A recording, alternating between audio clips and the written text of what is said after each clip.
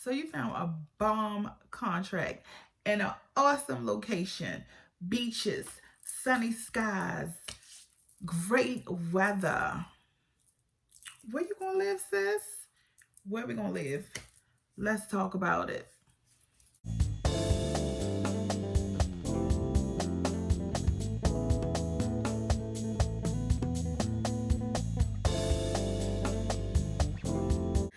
Hey guys, it's your girl Nurse Channie, and I am back with another nursing video. So today we're going to be talking about travel nurse housing. This video was actually highly requested here on the Know It All Nurse channel. So let's talk about housing for travel nurses.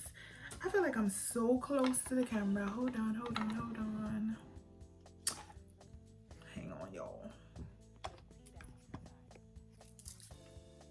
All right, that's a little bit better. So speaking of housing, you guys see my filming area is a little bit different. So I am currently on a travel assignment in Hollister, California is where my hospital is, but I'm living in Gilroy, California, which is about 30 minutes from Hollister.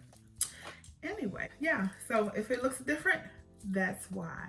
So today we're going to talk travel nurse housing. I got quite a few questions in my DM or what is it? Insta inbox, whatever you call it. Anyway, so let's talk housing. So as a travel nurse, of course, your contract comes with a housing and meal allowance. And oh, if you guys want me to break down an actual travel nurse contract, because when you're a travel nurse, you're paid a little bit differently than when you work staff at a hospital. So if you guys want me to do a detailed breakdown on how travel nurses are paid, we can definitely do that. With your contract, you are going to have a portion of that which gives you a housing allowance, which is, guess what?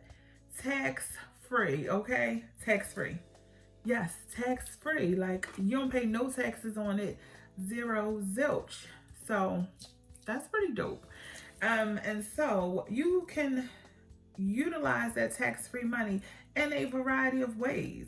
And so we're going to talk about how you can do that, okay? And of course, as always, this video is based on my experiences and my opinion. You will see tons of information out in the interwebs. This information is from my perspective and my experience. So my best advice before you even solidify housing, I would suggest, or actually, I'm sorry, not solidify housing, before you sign that contract, I would suggest looking for housing in the area that you're thinking about working in.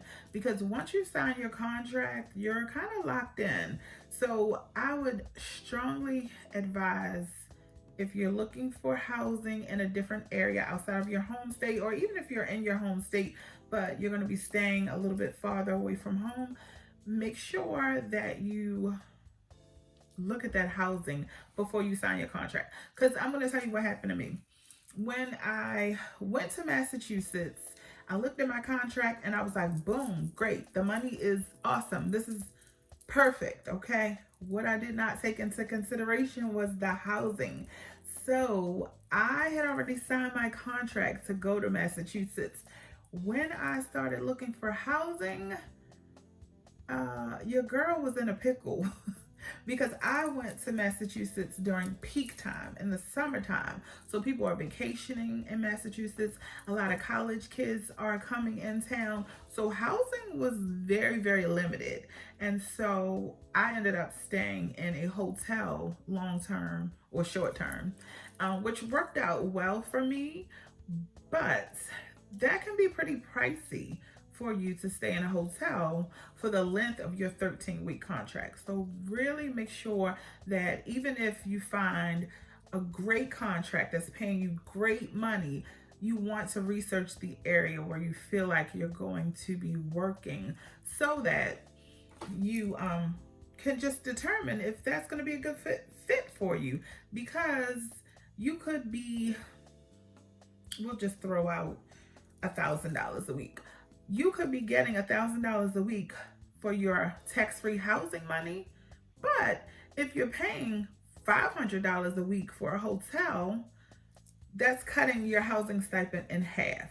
So you just have to determine what is best for you. If that works for your budget, cool beans. But if it doesn't, it might not be that advantageous for you to go that avenue, okay? And obviously, you also want to research the area that you're going to be living in comparison to how far it is from the hospital. So that was another, I don't want to call these mistakes, learning lesson. That was another lesson that I learned when I came here to California. So I found my housing before I got here, and I looked on the map like, okay, I'm gonna be living here. The hospital is just 15 miles away. Sounds reasonable, right? I didn't take into account traffic. I didn't take into account 15 miles. Sounds like it's a short distance, but when you drive it, it turns into a 30 to 45 minute commute based on the traffic pattern. So you want to look at how far you're going to be living away from where you're going to be working. You want to make sure that it makes sense for you, because I work night shift and my commute hasn't been bad, but sometimes getting there, again, it takes me about 45 minutes to get to work, and I'm always running late. So I'll be stressed out trying to get to work. So just make sure that you look at the distance, hospital to where you're going to be living. Number 4, you have to determine your needs when you're looking for housing. So everybody is different when it comes to housing. For me, I'm needy when it comes to looking for housing. I need somewhere that's safe. That's number 1 on my list. Number 2 is I need something that's affordable. In the beginning of this video, I talked about not absorbing all your tax-free money on housing. For me, that's important. I want to make this financially feasible for me to be traveling, because not only am I paying for housing while I'm here, I'm paying for housing back at home. So it has to make sense for me financially. So you have to determine what your needs are. You have to know, actually, I'm gonna backtrack a little bit. You have to know your why for why you are pursuing this career as a travel nurse. I should have started with that in the beginning, but really your why is very important, because your why is gonna dictate this whole experience. So some people travel exclusively so they can make that bag, so they can get that bag and cash out. Some people travel so they can have an experience of living in a different area, experiencing different cultures, different people, and things of that nature.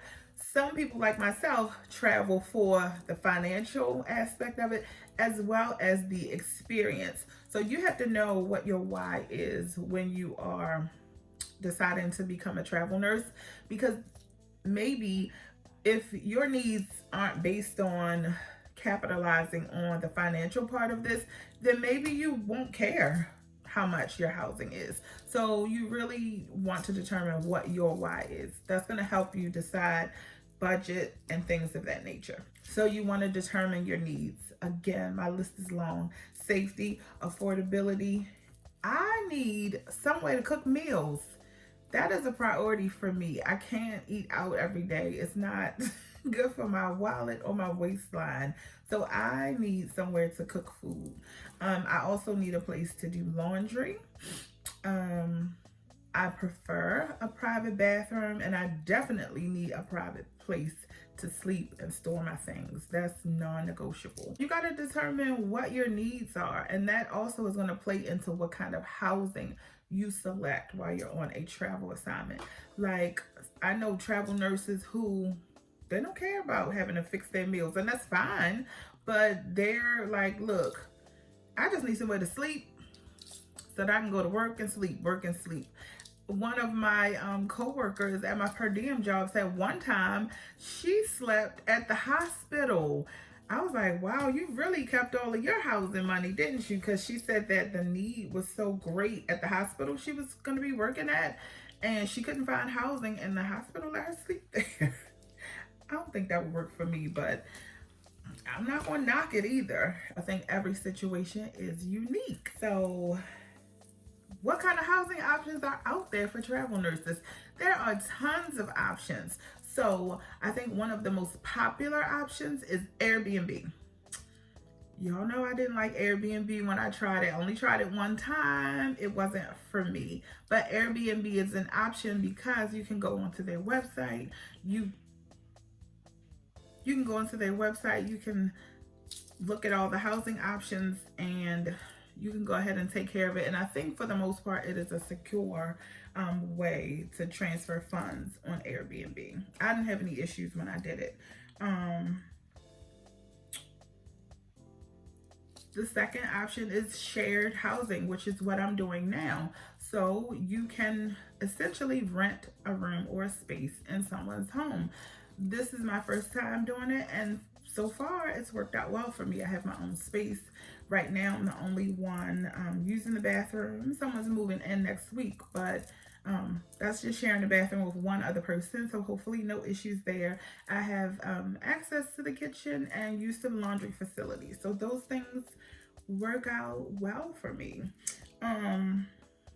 As I mentioned before, you can stay in a hotel. I loved living in a hotel. It was kind of, I don't know, it kind of made me feel, I don't know, feel like a princess, I guess.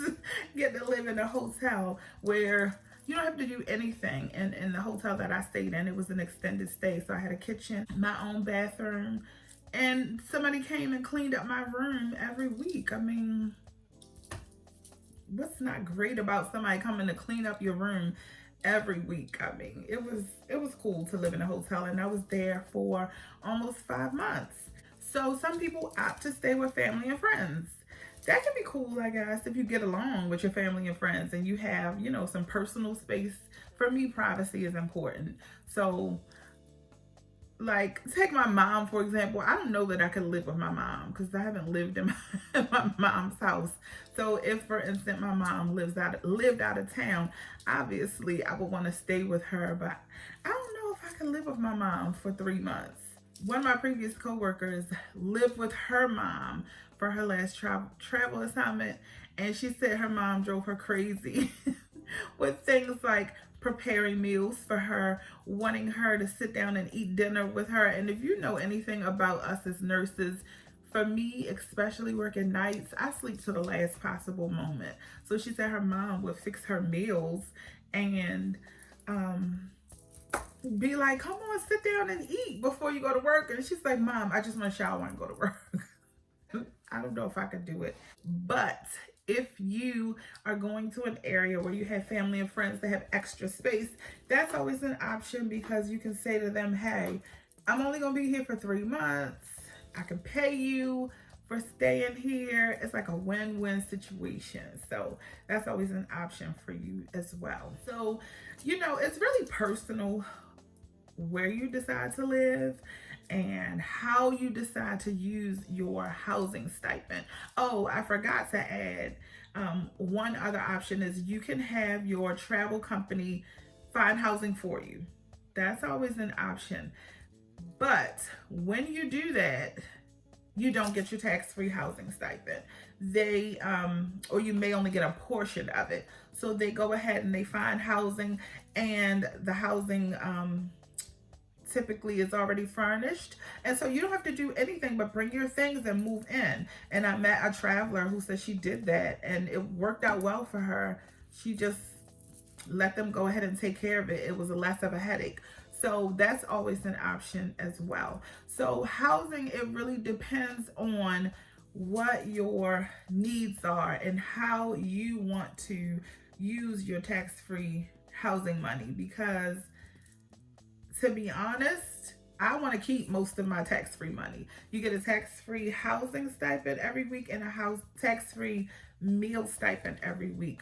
So if you can imagine, with that figure I threw out earlier, $1,000, if you're getting $1,000 every week and you have sometimes 5 weeks in a month, that's $5,000 tax-free.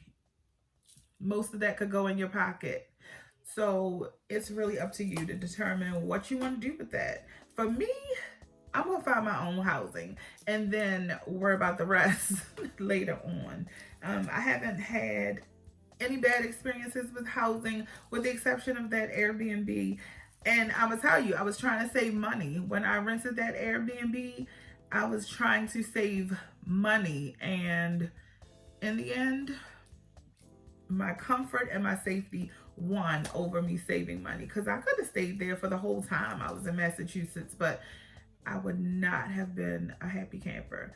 So you got to determine what works best for you. And I don't suggest absorbing all of your housing stipend in housing. I suggest looking for housing that's affordable so that you can benefit from some of that tax-free money. I mentioned Airbnb, and I forgot to mention Furnish Finder. That's where I found my current housing, on Furnish Finder. So Furnish Finder is also a popular site that travel nurses use to locate travel housing. I don't know. Anyway, so I hope this video was helpful for you guys in terms of determining where you want to live once you find that amazing contract with the amazing pay package and you ready to hit the ground running. Again, if you guys want me to break down a travel nurse pay package, let me know and I can do that for you. Alrighty, please like, share, and subscribe, and I will talk to you guys later. Peace out.